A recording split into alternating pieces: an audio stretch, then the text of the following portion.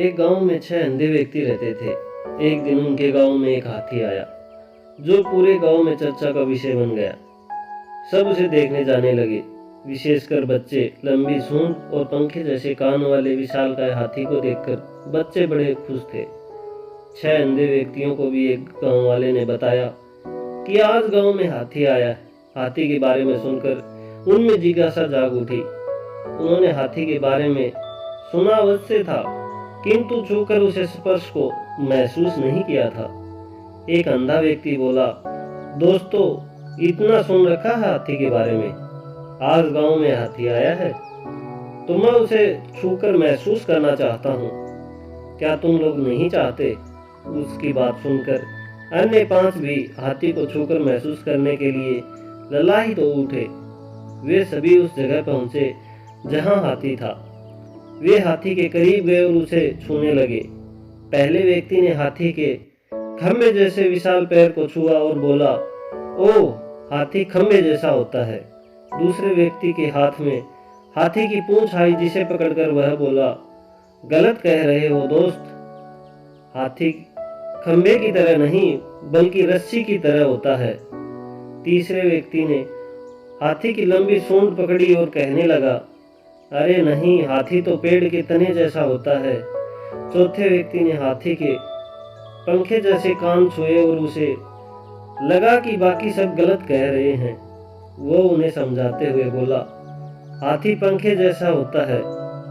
पांचवें व्यक्ति ने हाथी का पेट छूते हुए कहा, अरे तुम सब कैसी अजीब बातें कर रहे हो, हाथी तो दीवार की तरह होता है।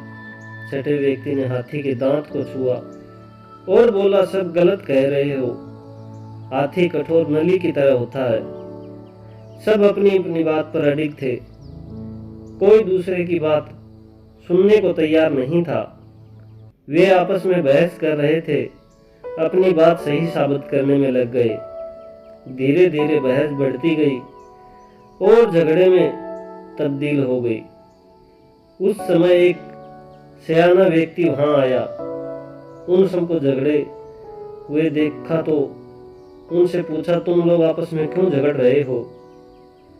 6 अंधे व्यक्ति ने उन्हें बताया कि वे हाथी को छूकर महसूस करने आए थे और उसे छूने के बाद हम सब ने बहस हो रही है कि हाथी होता कैसा है।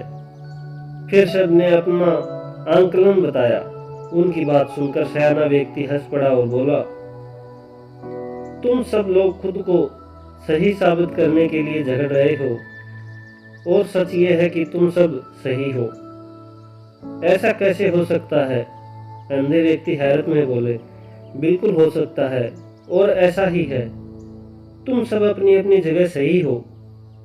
तुम लोगों ने हाथी के शरीर के अलग अलग अंगों को छुआ है और उसके हिसाब से उसका वर्णन किया है। इसलिए हाथी के बारे में तुम्हारा आंकलन भिन्न है। वास्तव में हाथी तुम सब के आंकलन अनुसार ही है। वह खंबे जैसे पैरों वाला है, पंखे जैसे कान वाला है, रस्सी जैसी पूंछ वाला, तने जैसे सूंड वाला, दीवार जैसे पेट वाला, नली जैसे दांतों वाला एक विशालकाय जानवर है। इसलिए झगड़ा बंद करो और अपने अपने घर जाओ। यह सुनकर सब सोचने लगे कि हम सब बेकार में ही झगड़ रहे थे और फिर सब लौट गए।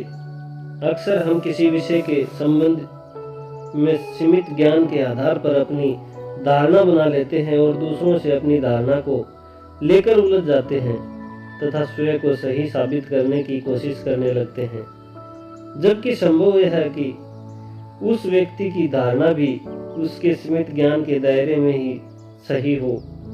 किसी भी विषय के हर पहलू के बारे में जाने बिना उस संबंध में एकदम से कोई अटल धारणा नहीं बनाना चाहिए। कई बार फर्क नजरिए का होता है। किसी भी चीज को देखने का हमारा नजरिया दूसरों से भिन्न हो सकता है। हमें एक दूसरे के नजरिए का भी सम्मान करना चाहिए।